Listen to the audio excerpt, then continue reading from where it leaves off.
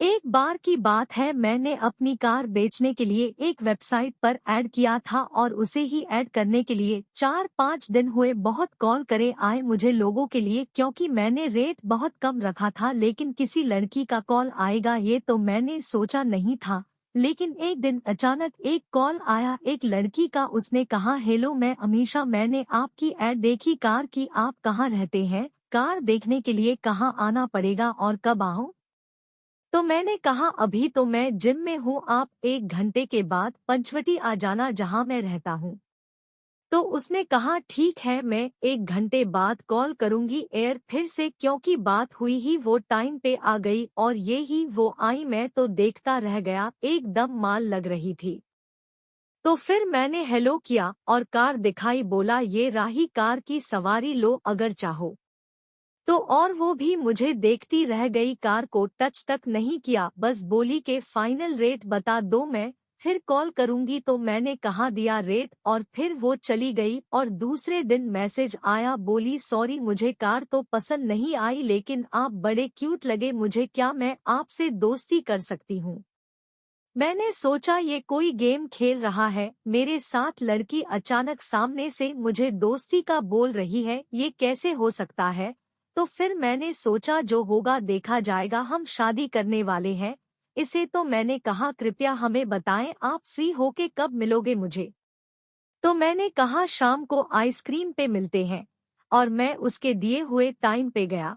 तो उसने मुझे अपने बारे में बताया कि मैं शादीशुदा हूँ, तलाक हो गया है, मेरा कोई बच्चा नहीं, पापा मम्मी के साथ रह रही हूँ और अकेली हूँ, ना भाई बहन, बूढ़ी माँ बाप है, अकेली वारिस हूँ, बस कोई लड़का ढूंढ रही हूँ जो मुझे अपना रहा है।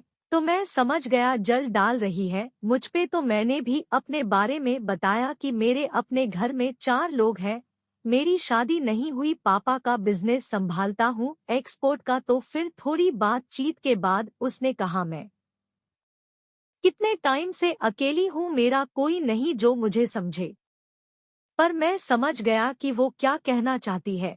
तो मैंने कहा, चिंता मत करो, अब मैं हूं ना, हम मौज करेंगे, टेंशन क्यों लेती हो? तो उसने कहा, जब मैंने शादी वाली बात कही तो चेहरा क्यों सुन पड़ गया तुम्हारा? तो मैंने कहा, इतनी खूबसूरत लड़की शादीशुदा हो तो चेहरा सुन पड़ ही जाएगा ना।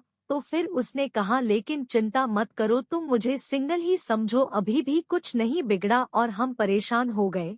फिर दूसरे दिन हमने बाहर जाने का प्लान बनाया, वहां जाके साइड कार में ही बैठे। फिर धीरे धीरे करीब आते गए और उसने मेरा हाथ पकड़ा और किस किया, फिर हाथ गले पे रख दिया। तो मैंने भी वही किया, मैंने उसका हाथ लिया। क्या हाथ था यार, मैंने भी अपनी पत्नी के साथ अपनी छाती पर रख दिया। फिर किस करने लगे और बहुत डर किस करने के बाद हम बहुत ज्यादा गर्म हो गए। और फिर मैंने एसी ऑन किया और कार में ही, और मेरी कार में ब्लैक फिल्म होने की वजह से बाहर से कुछ नहीं दिखता था, तो उसका फायदा लेके हम पिछली सीट पर चले गए। और फिर मैंने उसमें टॉप उतारा और जिसे ही मैंने निकाला यार, आंख फटी की फटी रह गई, एकदम सिल्क वाइट और इतनी मस्त के मेरी लाइफ में सोच नहीं सकती मैं।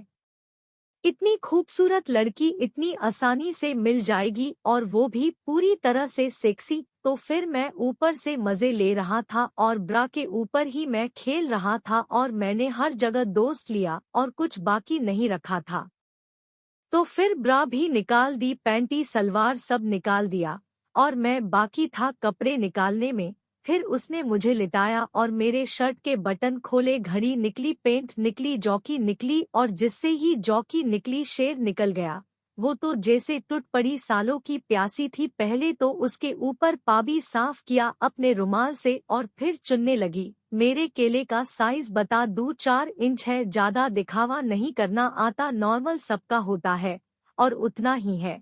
तो वो चूसने लगी और मुझे बहुत मजा आ रहा था। वो सिस्कारियां लेके चूस रही थी और मैं तो जैसे नशे में था। उसके बाल पकड़ के मसल रहा था और वो घोड़े की स्टाइल में केला चूस रही थी। मुझे बहुत अच्छा लग रहा था, मैं उसके मुंह में झड़ना नहीं चाहता था, इसलिए उसने जमीन निकाल ली। मैंने उसके मुंह से और उसे इस्तेमाल करने दिया और फिर मैं उसके ऊपर आया और उसके ऊपर आके स्मोच करने लगा और हाथों से बूब को मसल रहा था। और फिर उंगली डाली और सहलने लगा और उसे भी बहुत मजा आ रहा था। तो फिर उसने कहा प्लस जल्दी डालो ना। तो मैंने देर ना करते हुए उसके छेद पे रखा, अपनी जमीन की तरफ फिसल जा रहा था, मुझे मुश्किल हो रही थी तो उसने मदद की और सही जगह पे रखा।